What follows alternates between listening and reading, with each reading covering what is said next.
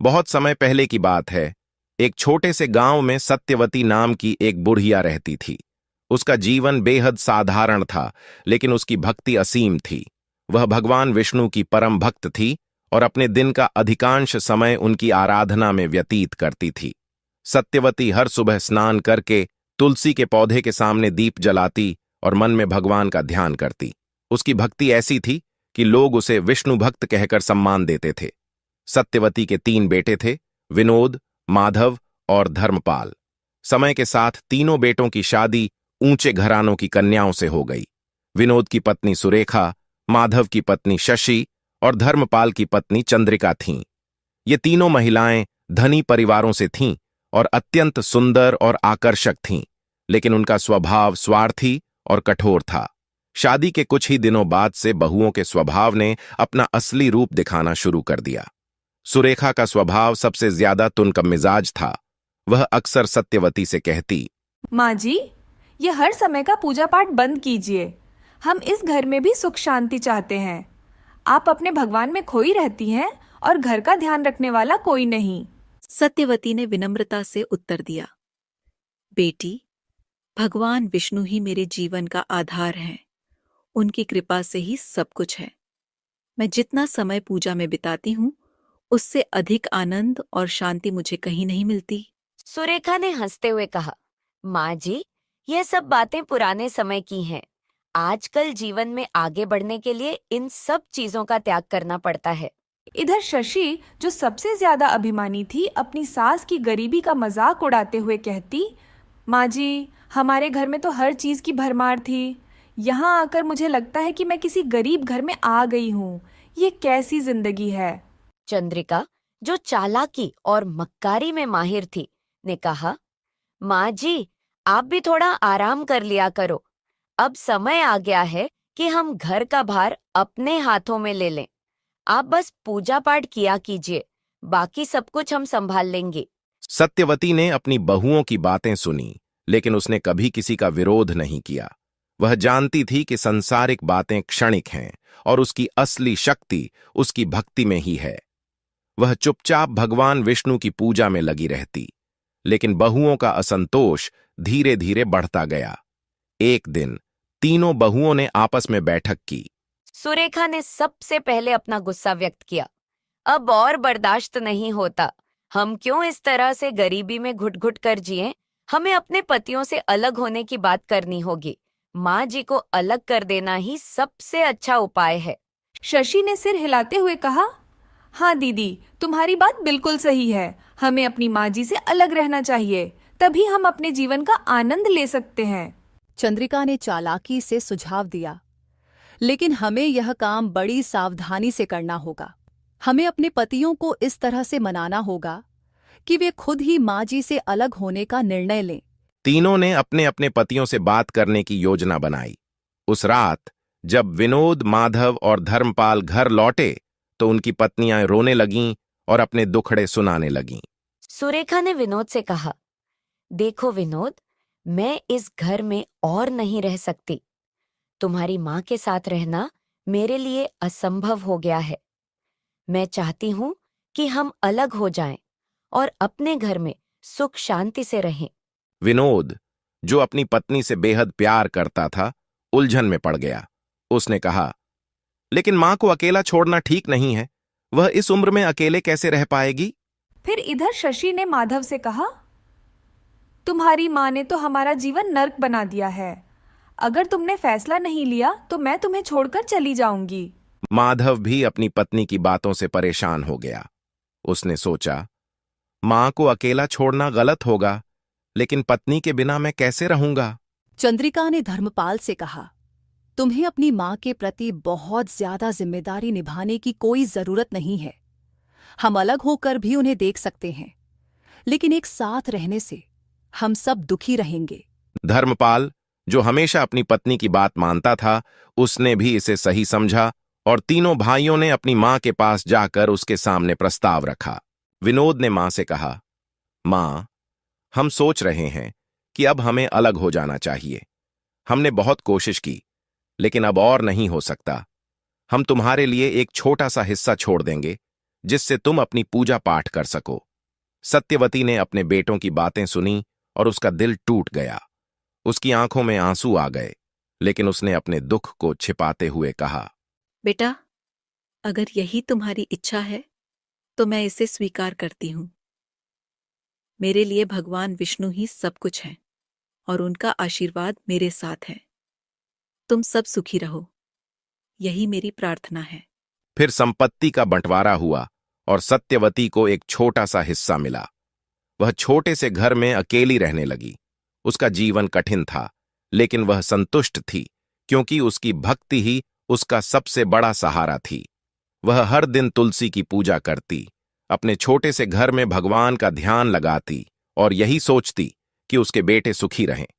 इस बीच भगवान श्री कृष्ण सत्यवती की असीम भक्ति से प्रसन्न होकर साधारण मनुष्य का रूप धारण करके उसके दरवाजे पर आए।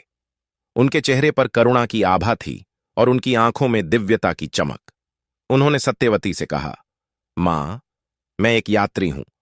मुझे कुछ समय के लिए आश्रय चाहिए। क्या आप मुझे अपने घर में ठहरने की अनुमति देंगी? सत्यवती ने उनके चरण स्पर्श करते हुए कहा, आप तो स्वयं भगवान का रूप हैं। मेरे घर में आपका स्वागत है। भगवान श्री कृष्ण ने उसे एक बीज दिया और कहा, मां, यह बीज तुम्हें भूख से बचाएगा। जब भी भूख लगे इसे ग्रहण करना, तुम्हारा पेट भर जाएगा। सत्यवती ने भगवान को धन्यवाद दिया और उसे ग्रहण किया। उसकी भक्ति ने उसे संतोष और शांति दी। लेकिन इधर तीनों बहुओं के मन में एक बार फिर से षड्यंत्र का बीज अंकुरित हुआ। सुरेखा ने कहा, यह कैसे संभव है कि माँ जी अब भी इतनी तंदुरुस्त और खुशहाल हैं? जरूर कुछ गड़बड़ है, हमें इसका पता लगाना होगा। शशि ने कहा, हाँ दीदी, यह हमें जानना होगा कि आखिर माँ जी को यह शक्ति कहाँ से मिली है। चंद्रिका ने चालाकी से कहा, मुझे लगता है कि यह सब तुलसी के कारण है। वह तुलसी का पौधा जो माँ जी की सबसे प्रिय चीज है। अगर हम उसे नष्ट कर दें तो माँ जी की ताकत भी खत्म हो जाएगी। तीनों बहुओं ने एक षड्यंत्र रचा। एक दिन जब सत्यवती अपने भगवान की पूजा के लिए बाहर गई हुई थी, तो तीनों बहुएं उसके घर में घुस गईं। सुरेखा ने घर के सारे सामान को उठाकर नाली में फेंकना शुरू कर दिया। शशि ने कहा, देखो, अब इस घर में कुछ भी नहीं बचा। माँ जी अब कैसे जीवित रहेंगी? चंद्रिका ने तुलसी के पौधे को उखाड़कर नाली में फेंक दिया और बोली, अब देखो, माँ जी की शक्ति खत्म हो जाएगी। लेकिन जैसे ही उन्होंने तुलसी का पौधा नाली में फेंका, उसी क्षण उन पर महापाप का असर शुरू हो गया। उनके शरीर में अजीब सा बदलाव आने लगा और देखते ही देखते वे तीनों सुअरनी बन गईं। वे चिल्लाने लगीं, ये क्या हो गया? हम सुअर क्यों बन गईं? उनकी आवाजें अब घुरघुराने जैसी हो गई थीं और वे इंसानी शब्द बोलने में असमर्थ थीं। जब वे घर लौटीं तो उनके बच्चे भी उन्हें पहचान नहीं पाए। बच्चे डरकर अपने पिता से कहने लगे, पिताजी, ये सुअरनी हमारे घर में क्यों आई हैं? इन्हें बाहर निकालिए। पतियों को जब सच्चाई का पता चला तो वे घबरा गए। वे भागते हुए अपनी मां के पास पहुंचे और उसकी माफी मांगने लगे। विनोद ने कहा, मां, हमने बहुत बड़ी गलती की है। हमारी पत्नियां अब सुअरनी बन गई हैं। कृपया हमें माफ कर दो और हमारी सहायता करो। सत्यवती ने अपनी बहुओं की दयनीय स्थिति देखी और उसकी आंखों में आंसू आ गए। उसने भगवान विष्णु से प्रार्थना की, हे प्रभु, मेरी बहुओं ने पाप किया है, लेकिन कृपा करके उन्हें माफ कर दीजिए। उन्हें फिर से मनुष्य बना दीजिए। उसी समय एक महान साधु वहां आए।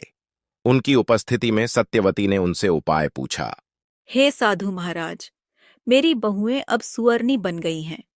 कृपया मुझे बताइए, मैं क्या कर सकती हूँ? साधु महाराज ने गंभीर स्वर में कहा, मां, यह सब उनके पापों का फल है। उन्होंने पवित्र तुलसी का अपमान किया है, लेकिन अगर वे सच्चे मन से प्रायश्चित करें तो उनका उद्धार हो सकता है। सत्यवती ने विनम्रता से पूछा, हे महाराज, कृपया मुझे उपाय बताइए। मैं क्या कर सकती हूँ जिससे मेरी बहुएं फिर से मनुष्य बन सकें? साधु महाराज ने कहा, तुम्हें विष्णु भगवान की पूजा करनी होगी और तुलसी के पत्ते के साथ प्रसाद बनाकर भगवान को भोग लगाना होगा। फिर तुम्हारी बहुएं उस प्रसाद को ग्रहण करें और तुलसी के पौधे को जल चढ़ाएं, तभी वे पुनः मनुष्य बन सकेंगी। सत्यवती ने साधु महाराज के बताए अनुसार विधि विधान से पूजा की। उसकी भक्ति इतनी प्रबल थी कि भगवान विष्णु ने उसकी प्रार्थना सुन ली।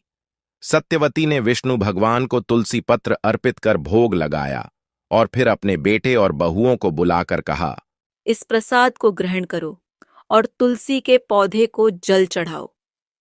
केवल तभी तुम लोग इस श्राप से मुक्त हो सकते हो। तीनों बहुएं बहुत ही लज्जित थीं, लेकिन उनके पास कोई और रास्ता नहीं था। उन्होंने प्रसाद ग्रहण किया और तुलसी के पौधे को जल चढ़ाया।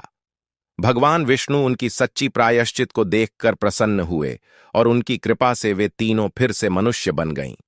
अब तीनों बहुएं अपनी सासू मां के पास आईं और रोते हुए माफी मांगी। माँ, हमने बहुत बड़ी गलती की, हमें माफ कर दो।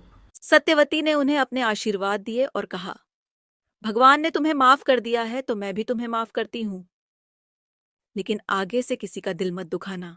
बेटों ने भी अपनी मां से माफी मांगी और वादा किया कि वे कभी भी अपनी पत्नियों के कहने पर मां से अलग नहीं होंगे। इसके बाद सभी ने प्रेम से मिलकर रहने का निर्णय लिया। सत्यवती के आशीर्वाद और भगवान विष्णु की कृपा से उनका घर फिर से खुशहाल हो गया। इस प्रकार भक्ति की शक्ति और भगवान की कृपा ने सत्यवती और उसके परिवार को एक नया जीवन दिया। इस कथा से हमें यह सीख मिलती है कि सच्ची भक्ति और प्रायश्चित से सबसे बड़े पाप भी मिट सकते हैं और जीवन में सुख शांति का मार्ग प्राप्त किया जा सकता है। तो दोस्तों, आपको यह कथा कैसी लगी कमेंट करके अवश्य बताएं। जानकारी अच्छी लगी तो वीडियो को लाइक जरूर करें और कमेंट में जय श्री कृष्ण और जय मां तुलसी जरूर लिखें। साथ ही चैनल को सब्सक्राइब करें। आप सभी का धन्यवाद।